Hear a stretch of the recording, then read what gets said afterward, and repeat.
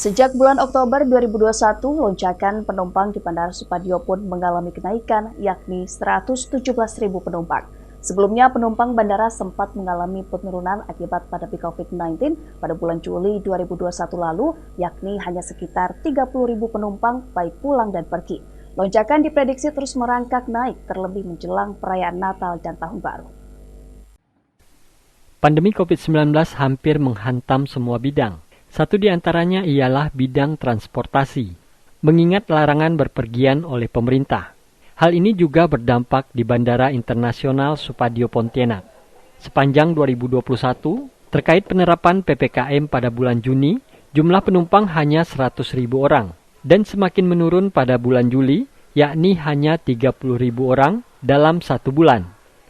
Eksekutif General Manager Angkasa Pura II Supadio Pontianak, Kalimantan Barat, Putra mengatakan, meski masuk ke Kalimantan Barat tetap harus pakai PCR, namun sejak Oktober jumlah penumpang meningkat hingga 117.000. Dengan diberlakukannya peraturan terbaru, diberlakukannya kita bisa antigen, walaupun di Kalbar ada pengecualian untuk masuk tetap PCR ya, tapi keluarnya sudah antigen.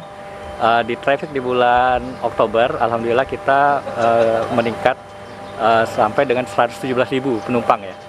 Jadi sementara ini di bulan Oktober yang bulan lalu, ini adalah bulan tertinggi terkait dengan jumlah penumpang di Bandara Supadio, walaupun kalau kita lihat traffic normal, ini bisa mencapai 300.000 penumpang per bulan. Jadi peningkatan ini sekitar masih di angka 35-40% dari traffic normal. Tetapi ini sudah sangat baik dibandingkan periode sebelumnya yang ketika PPKM itu hanya sampai 20% saja.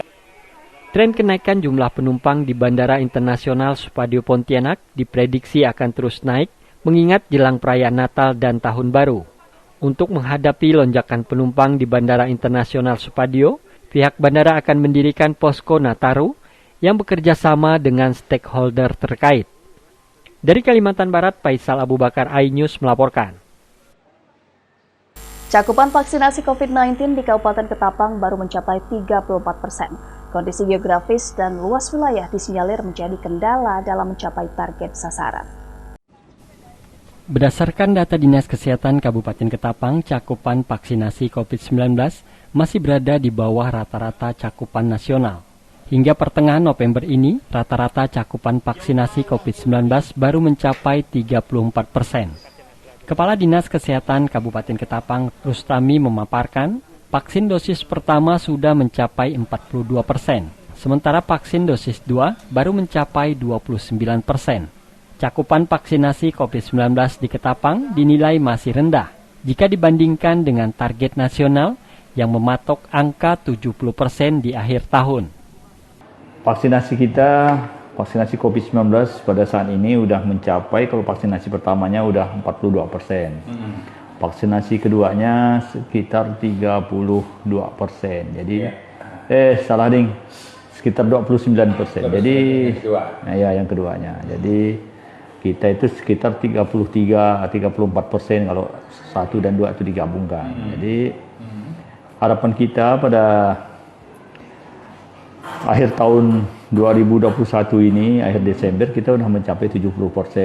Itu pesan dari Bapak Presiden kita, Jokowi, dalam rangka untuk mencapai herd immunity di seluruh Indonesia ini.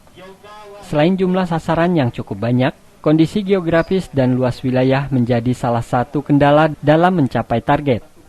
Dari Ketapang, Kalimantan Barat, Rosi Ulizar, iNews melaporkan. Rumah Sakit Umum Daerah Dr. Agus Jam Ketapang saat ini memiliki CT scan generasi terbaru dengan 128 slice atau irisan.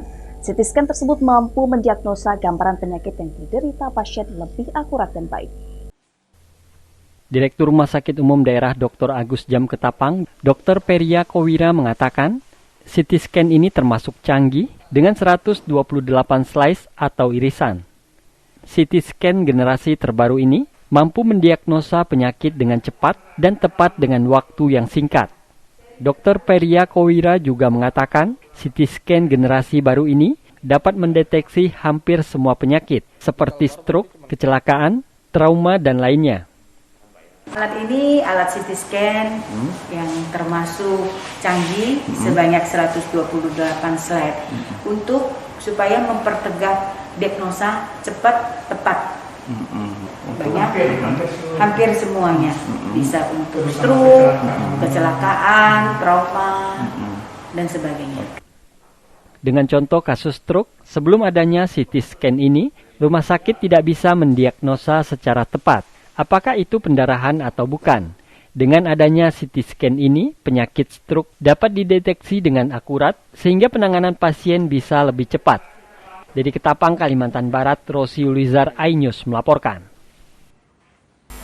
Pengrajin kain tenun khas Bompawah bertahan di masa pandemi. Informasi akan hadir saat lagi tetap iNews Kalimantan Barat.